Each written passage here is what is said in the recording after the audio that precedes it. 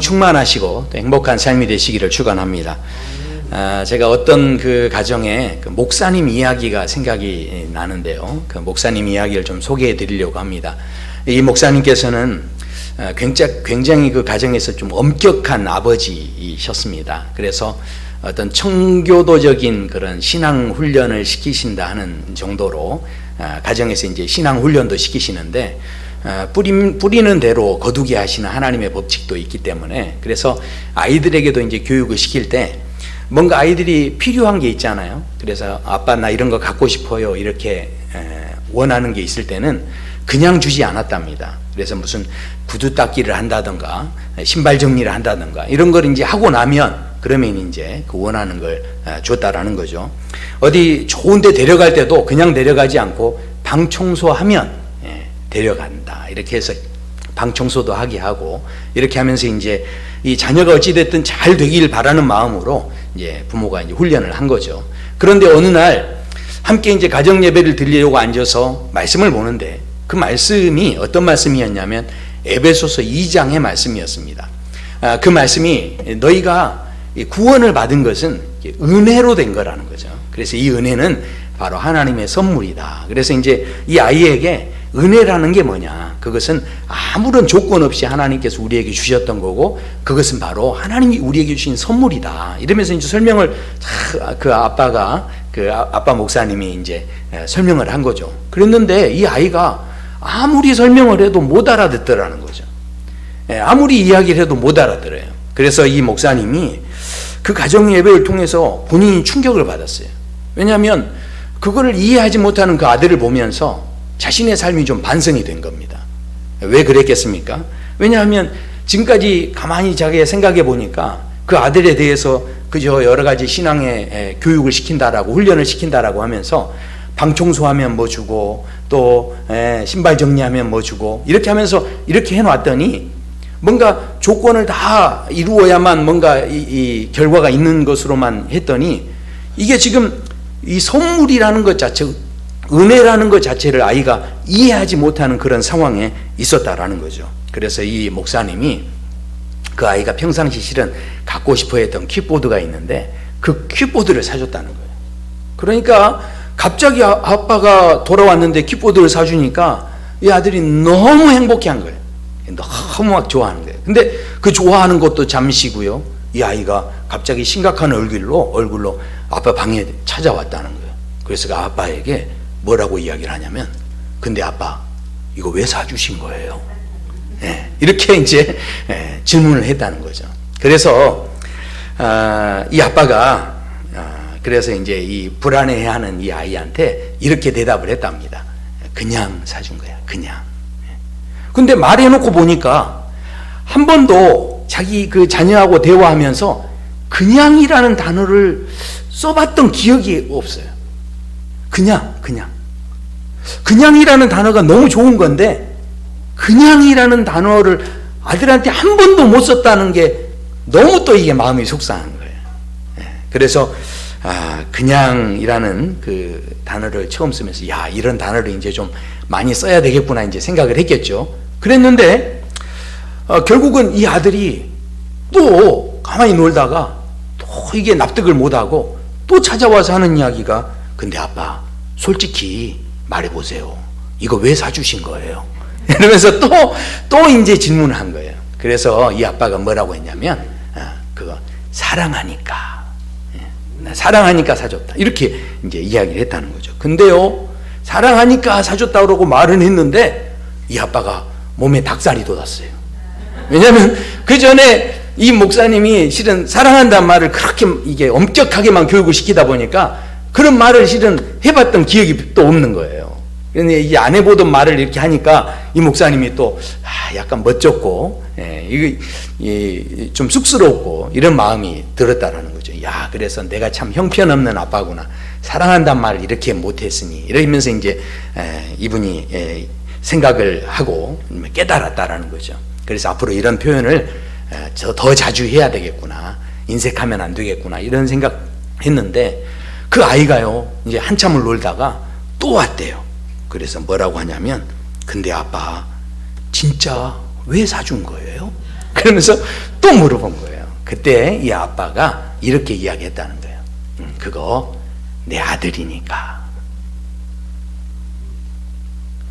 존재하는 것만으로, 네가 그냥 존재하는 것만으로 내가 좋아서 사준 거다.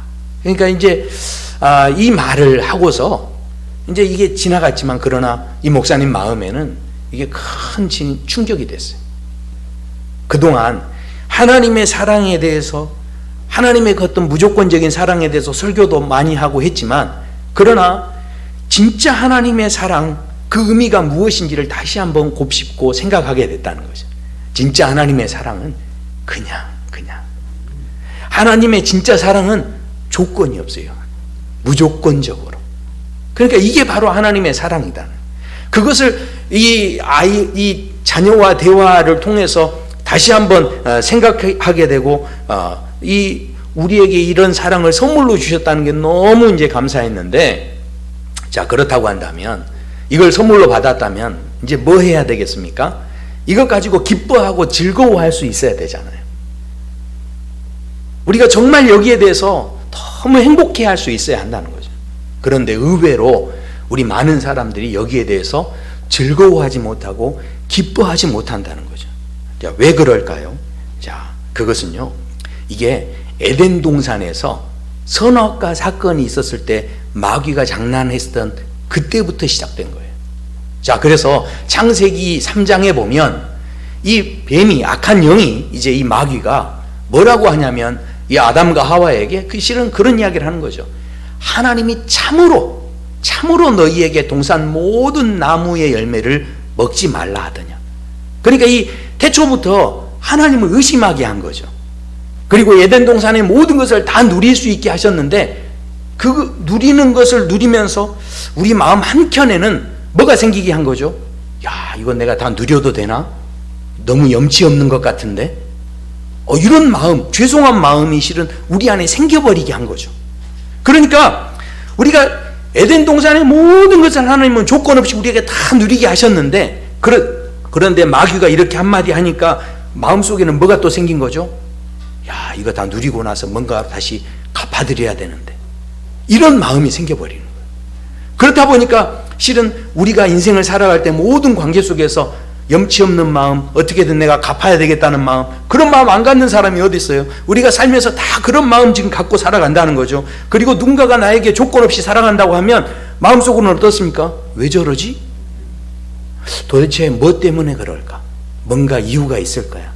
나한테 잘해주는 데는 뭔가 바라는 게 있으니까 이럴까? 이러면서 우리 마음속에 그런 실은 의심이 생기게 되는 게 바로 에덴 동산에서부터 시작되게 됐다라는 거죠. 그래서요, 오늘 본문에 보면 이 마태복음 24장은요, 실은 이 종말에 대한 이야기입니다. 예수님께서 종말에 대한 예고를 하시는데, 예수님께서 마지막 때의 징조에 대한 그런 말씀을 합니다. 제자들이 물어보죠. 세상 끝에는 무슨 일이 있겠습니까? 그런데 너무 놀랍게도 그 말씀들을 보면요, 우리는요, 종말의 징조하면 뭐 여러 가지 난리가 있고 여러 가지 재앙과 뭐 재난과 사고와 전쟁과 이런 것들이 있다라고 생각하는데, 그런데 이 종말의 징조를 이야기할 때 예수님께서 반복해서 계속 언급하시는 게 있습니다. 그게 뭐냐면 미혹하는 영이 있다는 거예요. 그러니까 우리를 이렇게 속이는 영이 있다는 거죠. 그러니까 거기에 넘어가지 말라, 이 말씀을 계속해서 하십니다. 자, 그래서요, 이 종말의 그 어떤 특징에 대한 이야기 하시는데, 6절에 보면 물론 난리가 있고 그런 소문이 있고, 그 다음에 어떻게 해요? 민족이 나라가 나라를 막 대적하고 기근과 지진이 있고, 지금 뭐 이렇게 소규모 전쟁들이 지금 일어나고 있지 않습니까? 그러니까 여러 가지 그런 가난이 있고, 또 많은 사람들이 굶어 죽고 뭐 여러 가지 일들이 실은 우리에게 있습니다. 그러나 이런 모든 재난들이 있는데, 또다시 말씀하시기를 8절 넘어가면 이런 말씀을 하세요. 환난 때문에 너희가 넘겨주고 너희가 미움을 당할 것이고, 이런 말씀을 하는데 11절에 또 말씀하기를 많은 사람을 이렇게 미혹한다는 거예요. 거짓 선지자들이. 자, 그러면서 이 마지막 종말의 때의 분위기를 쫙 이렇게 이야기하시는데, 그런데 결론적으로 뭐라고 하시느냐, 이것을 총정리하시면서 12절에서 이렇게 말씀합니다. 불법이 성함으로 많은 사람의 사랑이 식어지리라.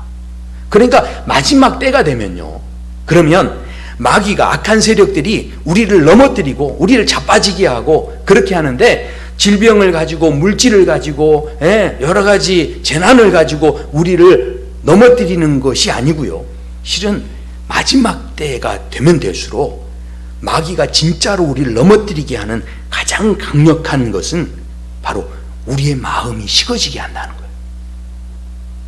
우리가 지금 코로나19로 인해서 여러 가지 어려움이 있지만 가만히 한번 생각해 보세요. 우리 안에 주님께서 주셨던 이 구원의 은혜의 선물이 얼마나 귀한 겁니까? 기뻐해야죠. 즐거워해야죠. 감사해야죠. 근데 말세가 되면 될수록 재앙이 문제가 아니에요. 질병이 문제가 아니에요. 실은요, 우리의 관계에서 사랑의 마음이 식어지기 시작하는 거예요. 감사의 마음이 식어지고요, 기뻐해도 더 이상 기뻐하지 않는 거예요. 기쁨이 식어지는 거예요. 즐거움이 막 식어지는 거예요. 진짜 말세의 징조가 어디 있는지 오늘 예수님께서 아주 우리에게 중요한 이야기를 하고 계신다는 거죠.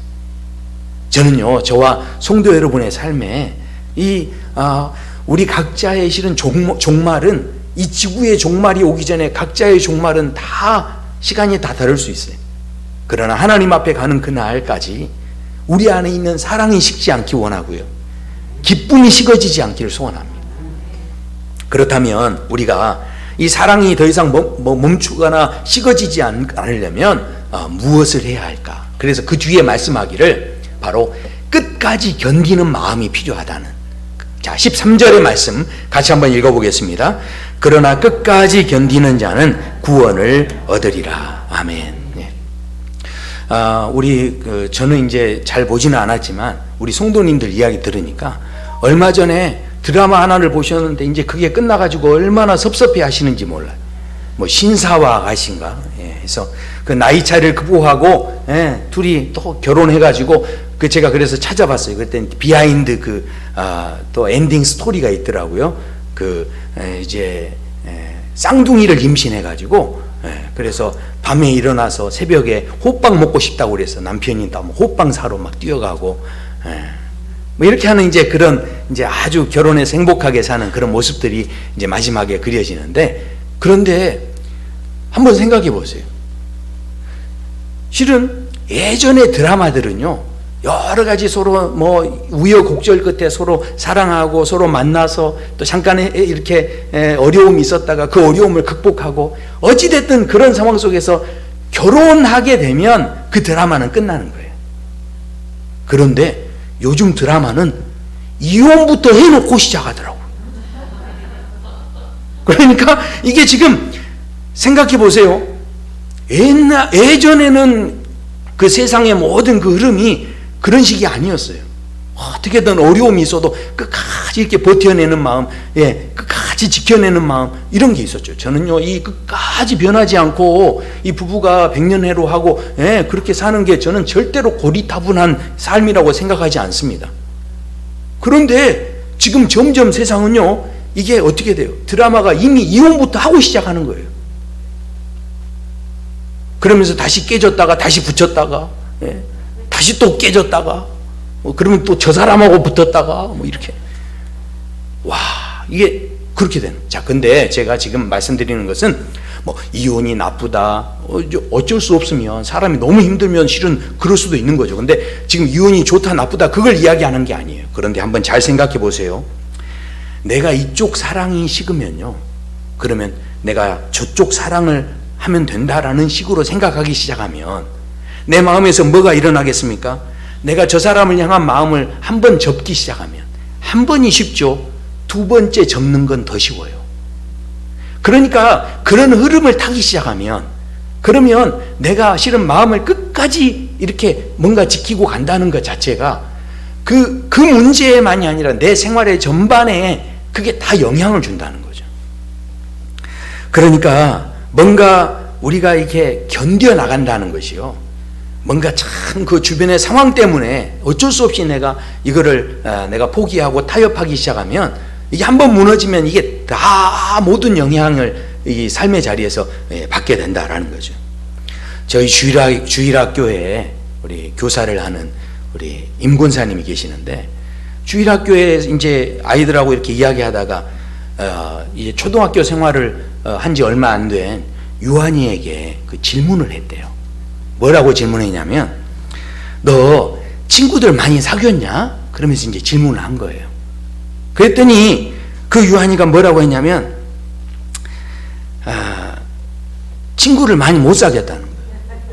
그래서 아니 왜 친구를 많이 못 사귀었냐 했더니 걔가 하는 이야기가요, 요즘 애들이 인성이 안 돼서 그렇다는 거예요. 자기가 그렇게 사귀어 보려고 그래도 다 자기 할 일이 있다고 막 다 가버린다는 거예요. 예전에는 안 그랬는데 요즘 애들은 다 바빠서 다 그런다는 거예요. 지가 얼마나 살아봤는지 모르지만 그러나 요즘 애들은 인성이 안 된다. 인성이. 야, 정말 얘가 어떻게 그런 말을 이제 깜짝 놀랐어요. 근데 그 다음에 유한이가 하는 말이 제가 다 은혜가 됐어요. 왜냐하면 그 인권사님한테 딱 그러다라는 거죠. 근데요, 그래도 친구 몇 명은 있어요. 다 이렇게 이야기하더라는 거죠. 무슨 이야기입니까? 주변의 상황들은 자기하고 친구 안 하려고 또 바쁘다고 다 이렇게 거절하고 그랬어도 그래도 이 마음은 어떻다는 거예요? 아직도 포기하지 않고 있다는 거예요. 낙심하는 마음이 없다는 거죠. 그래도 친구 몇 명 있어요. 이렇게 이야기하는. 제가 그 말에 야, 참 대단하다. 생각해 보십시오. 실은요, 우리가요 끝까지 갈 수 있으려면요 주변의 상황들을 보면 절대 끝까지 못 갑니다. 왜냐하면 주변에서 이러면 여기에 낙심하고 힘들면 처음에는 작심했다가도 이게 좌절이 되는 거예요. 자, 한번 생각해 보십시오. 예수님께서 우리를 사랑하셨다라고 하는데, 그런데 예수님께서 사랑하실 때 주변의 상황 보면서 사람들이 어떻게 하는지에 따라서 예수님이 더 사랑해주고 덜 사랑해주고 막 이런 식으로 했다면 예수님의 사랑은 절대 끝까지 못 가셨을 거예요. 그런데 예수님은 우리를 어떻게 사랑하십니까? 사랑하시는 이유를 다른 데서 찾지 않았다는 거예요. 예수님은 사랑하는 이유가 어디 있었습니까? 예수님 안에 있었어요. 조건이나 상황이나 환경 보고 사랑하신 게 아니고 예수님 안에서 사랑이 시작됐기 때문에 절대로 낙심하지 않으시고 끝까지 사랑하는 자리까지 가셨는데, 심지어는 십자가상에서 어떻게 합니까? 그들이 예수님을 십자가에 매다 하는데도 불구하고 예수님은 그 자리에서 뭐라고 하시죠? 아버지, 저들을 사하여 주옵소서. 자기들이 하는 것을 알지 못함이니이다. 끝까지 품어주시잖아요. 이렇게 끝까지 가는 사랑, 이런 사랑의 힘이 어디서 나오겠습니까? 절대로 주변에서는 찾을 수 없어요. 내 안에서 시작돼야 돼요. 그러니까 진짜 복음의 능력이 우리 안에 있다고 한다면, 진짜 주님이 주시는 기쁨이 우리 안에 있다고 한다면 우리는 끝까지 갈 수 있다는 거죠. 그렇기 때문에 마지막 날 우리가 정말로 지켜내야 되는 것은 무릇 어떤 것보다 우리가 지켜내야 하는 것은 우리 마음을 지켜야 해요. 마음. 내 안에 주신 기쁨을 지켜내야 되고요, 내 안에 주신 복음의 힘을 지켜내야 돼. 그것을 내가 지켜낼 수 있어야 우리가 실은 끝까지 갈 수 있는 힘이 생겨지는 거죠. 그래서 예수님께서 오늘 갑자기 불법이 성하리라, 그러나 사람들이 이렇게 사랑이 식어진다라고 하면서 오늘 그래서 뭐라고 하십니까? 끝까지 견디는 자는 구원을 얻으리라. 이건 내 힘으로 견디는 게 아니에요. 그건 절대 끝까지 못 갑니다. 그러나 주님 주신 힘이 있으면 내 안에서 그것으로 우리가 견뎌낼 수 있다라는 것이죠. 두 번째로 한 가지 더 생각하면, 내가 정말 사랑이 멈추지 않고 내 마음이 이 사랑이 식어지지 않으려면 우리가 두 번째 생각해야 할 것은요, 사명으로 이걸 감당할 수 있어야 한다는 거죠. 사랑하는 거를요 사명으로 생각해야 한다는 거예요. 그 철학자, 거리의 철학자라고 해요. 강신주라는 분이 계셔요. 근데 뭐 이분이 여러 가지 강연도 하고 하시는 분인데, 서울대학 나오시고 여러 가지 철학에 대해서 상당히 조예가 깊고 또 유명하신 분이세요. 근데 제가 그분에 대한 어떤 전반적인 걸 다 동의하고 좋아하는 건 아닙니다. 근데 그분이 아주 의미 있는 이야기를 하나 하세요. 무슨 이야기냐면, 이 현대 사회는요 자본주의 사회다 보니까 많은 이 사회 사람들이 발달하고 더 이렇게 좋아지고 환경이 좋아지고 하다 보니까 많은 사람들이요 잘 살고 있고 그래서 다 행복한 것 같은데 뜯어놓고 보면 행복해하는 사람이 많지 않다는 거예요. 왜냐하면 사람들이 사랑을 하지 않기 때문에 그렇다는 거죠. 자, 이분이 왜 그렇게 이야기하느냐면 현대의 많은 젊은이들이요 실은 여러 가지 어려운 중에서 취업하기 위해서 그렇게 애를 쓴다는 거죠. 그래서 취업하기 위해서 노력하고 그래서 직장에 취업을 정작 하게 되면 그러면 당연히 행복해야 되지 않습니까?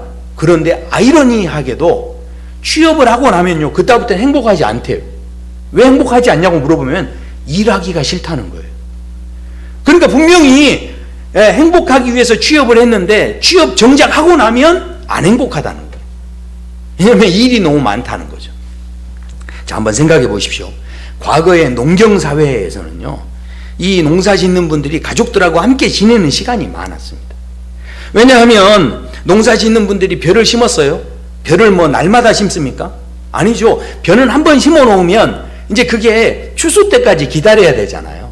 그러니까 이분들이 벼 심어 놓은 다음에 그 다음에 이제 기다리는 시간 속에서 가족들하고 함께 있으면서 어떤 분들은 집에서 고스톱도 치고 어떤 분들은 농악도 하고 어떤 분들은 판소리도 하고 그러니까 옛날의 분들은요 의외로 그런 음악이나 뭐 이런 것들을 실은 다들 한 가락씩을 하신 거예요. 또 가족들하고 어찌됐든 함께 이분들이 그런다고 일을 안 하는 거 아닙니다. 비가 오고 막 그러면 비가 너무 많이 오면 얼른 가서 물꼬를 터줘야 되잖아요. 일할 때는 가서 얼른 일을 하고 근데 나머지 시간들은 실은 상당히 그 추수 때까지 여유 있게 보냈다는 거죠. 그런데 자본주의 사회에서는요 일하는 시간이 엄청 많아요. 아침에 일찍 출근해가지고 저희 지금 이 양사동에도 보면 새벽마다 출근을 하시는 분들이 계세요. 그럼 저녁 늦게 퇴근하잖아요. 주 5일 근무제여도 결국은 5일을요 죽으라고 일만 하시는 거예요.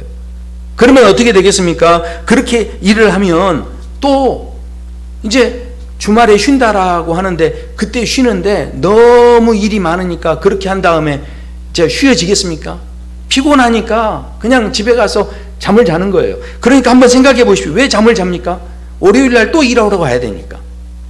그러니까 무슨 음악을 한다든가 뭔가 여유 있게 뭐 가족과 함께 즐긴다든가 이런 걸 실은 갖기가 어려운 거죠. 그래도 돈이 있으니까 뭐는 합니까? 쇼핑하는 건 하는 거죠. 그리고 음악회가 있으면 거기 가서 관람은 하는 거예요. 영화를 보고 하는 건 다 하는 거예요. 돈이 있으니까 그걸로 하긴 하지만 그러나 거기 가서도 또 재미가 없으면 어떻게 하죠? 그냥 졸고 앉아 있는 거죠. 실은 여러 가지 여가 활동을 한다고 하지만 그게 돈이 있어서 하는 건데 그런데 많은 사람들이 또 지쳐요. 또 피곤해요. 그래서 어떻게 합니까? 또 뭐 해야 되죠? 그 돈 벌기 위해서 여가 활동 그거 하기 위해서 또 돈 벌러 월요일 날 또 가야 되죠. 그러니까 지금 너무 피곤하니까 남들이 하는 거 구경하는 것 뿐인 거지 자기가 그 음악을 한다던가 이런 공부하는 건 안 한다는 거죠. 왜냐하면 피곤하니까. 그래서 이분이 이야기하기를 그러므로요 사람들이 너무 일만 하다 보니까 일을 싫어하게 된 거라는 거예요. 그렇기 때문에 사랑을 해야 한다는 거죠. 왜 이게 사랑이냐? 그러니까 이제 그분이 그런 이야기예요. 우리 그 옛날 분들 연애할 때 보면 우리 어떻게 이종성 장로님 우리 아내에게 어떻게 하셨어요? 연애할 때 다 결혼하자고 할 때 내가 당신 손에 물 한 방울 안 묻히겠다 이런 말 혹시 안 하셨나요? 옛날에 많은 분들이 그런 말 하시잖아요. 손주 붙잡고 내가 당신 고생 안 시키고 내가 물 한 방울 안 묻히고 내가 살게 하겠다 뭐 이렇게 이야기하시는 그런 이야기들 들어보시잖아요. 그러니까 이게 무슨 이야기입니까? 내가 사랑하는 사람이면 그러니까 이분이 이야기해요. 이 사랑 애자 근데 애자라고 하는 한자가 아낀다는 뜻이 돼요. 그러니까 뭔가 그 사람을 내가 아끼는 마음이 있으면 그 사람이 일하게 하는 게 아니라 내가 일하려고 하는 거예요. 내 몸이 움직이는 거죠. 그러니까 그 사람은 가만히 쉬게 하고 나는 자꾸 움직여서 어찌됐든 그 사람 편하게 하려는 그런 마음이 아끼는 마음이 있다라는 거죠. 그래서 그분이 이야기하기를 결혼한 아내가 저쪽 방에 건너방에 있는데 남편이 자기 물컵이 여기 있는데 TV 보면서 여보 물 좀 가져와 이렇게 이야기하는 그런 남편이 있다면 그 남편은 아내를 아끼는 남편은 아니라는 거죠. 이거 제 이야기가 아니고 그분 이야기예요. 그러니까 이분은 또 그런 이야기도 해요. 아이들이요 있는데 아이들한테 심부름 시키세요, 안 시키세요? 아이들한테 심부름 너무 자주 시키면 애들이 원래 애들을 진짜 아끼는 마음이 있으면 심부름 시키면 안 된다는 거죠. 자꾸 이것저것 심부름 시키니까 애들이 그 다음부터는 집에를 안 들어온다는 거죠. 그러니까 이분의 이야기는 이제 그런 이야기예요. 우리가 정말로 아끼는 마음, 사랑하는 마음, 그런 마음이 있으면 일하는 게 실은 싫지가 않다는 거예요. 즐겁다는 거죠.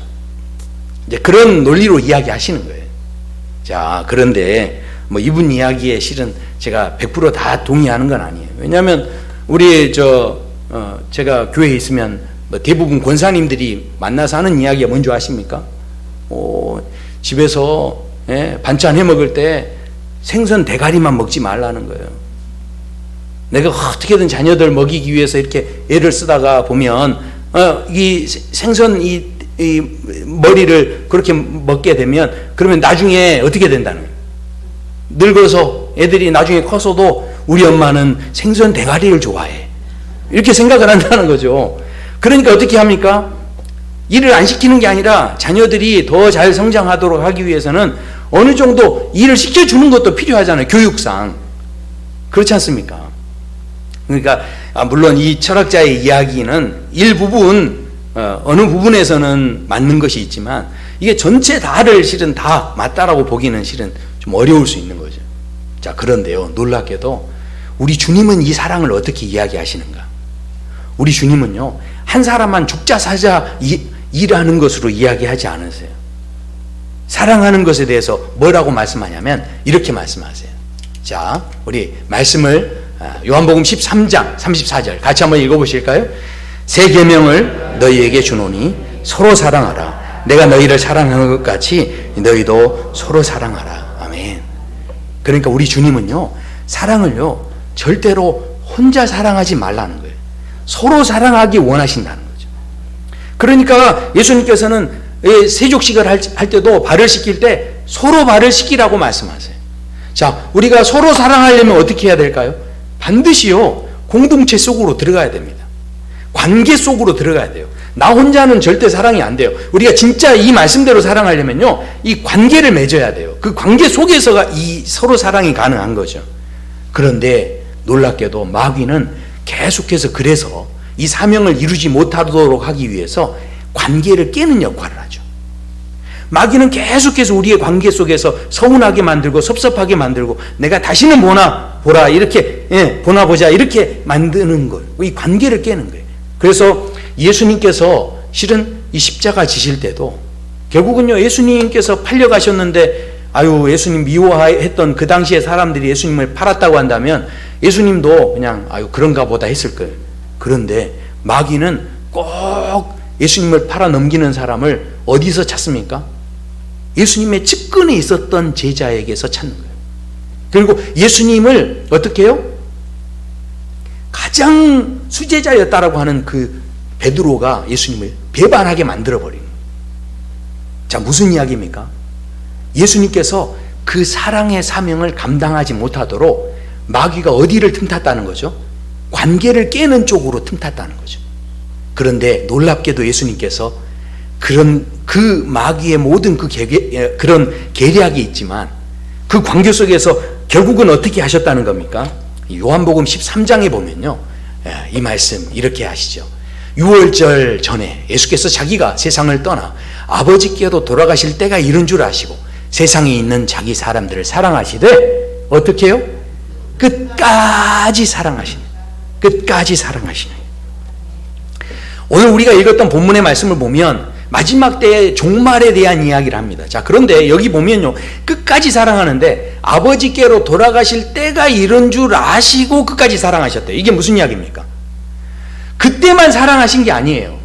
예수님은 모든 때 모든 순간을 실은 사랑하셨는데 그러면 그때가 언제인지를 예수님은 다 알고 계셨다는 거죠. 예수님께서는 언제 십자가 지시고 언제 부활하시는지도 다 아셨다는 겁니다. 자, 그런데 오늘 우리가 이 종말에 대한 이야기가 있는 이 마태복음을 보면 그 시작이 이렇게 되어 있어요. 예수께서 감람산 위에 앉으셨을 때 제자들이 조용히 와서 이르되 우리에게 이르소서 어느 때에 이런 일이 있겠사오며. 그러니까 어느 때라고 이야기하는 것은 결국은 무슨 이야기입니까? 제자들 마음속에. 우리 성도 여러분이 만약에 제자라고 한다면 이런 질문이 왜 필요한 거죠? 주님이 아무 때나 오시면 되잖아요. 그런데 어느 때라는 것을 이야기했다는 건 결국 무슨 이야기입니까? 그때만 잘하겠다는 이야기죠. 다른 때보다 그때는 내가 어떻게든 잘해서 잘 보여야 되겠다는 마음이 있는 거죠. 자, 그런데 예수님께서 종말을 이야기하실 때 예수님께서 그 30년 또 공생의 기간 이런 인생을 사셨을 때 모든 것에 대해서 예수님 다 아셨지만 그러나 예수님은 아이고 어차피 내가 부활할 텐데 뭐 이런 식으로 생각하면서 거기에 대해서 이 부활의 때와 그 시간에 매이지 않으셨다는 거죠. 예수님께서 그 십자가 지실 때도 그 고통을 감하려고 몸부림치지 않으셨어요. 그 심포도주를 댈 때도 그것을 거절하셨죠. 그 고통을 그대로 감당하세요. 그러니까 모든 순간 속에서 늘 먼 미래에 있는 그때만을 바라보시는 게 아니라 예수님께서는 그 매 순간을 사랑하셨고 매 순간을 그 아버지의 뜻을 이루기 위한 그 사명의 삶으로 그것을 살아내셨다라는 이야기죠. 이게 좋든지 싫든지 간에 그것이 진짜 사명 감당하는 그런 삶으로 예수님의 모습이 우리에게 보여졌다라는 거죠. 사랑하는 성도 여러분, 생각해 보십시오. 우리가 지금 언제 도대체 이 코로나가 끝나나? 언제 지금 우리가 마스크를 다 벗을 수 있을까? 지금 이거를 언제 그런 때는 올 것인가? 이것만 생각하다가 어쩌면 지금 우리가 2년 넘도록 그것만 생각하다가 2년을 어떻게 살아왔어요? 그 시간 더 기뻐하고 살았어야 돼요. 그 시간 더 우리 가족들하고 우리 모든 사람하고 더 감사할 것들을 더 많이 풍성히 나누면서 살 수 있었어야죠. 그 시간 동안에 더 사랑의 마음들을 가지고 우리가 살 수 있었어야 되는데 점점 이것 때문에 뭐요? 우리 마음이 식어버리지 않았는지 우리가 다시 한번 우리를 돌아볼 수 있어야 한다는 것이죠.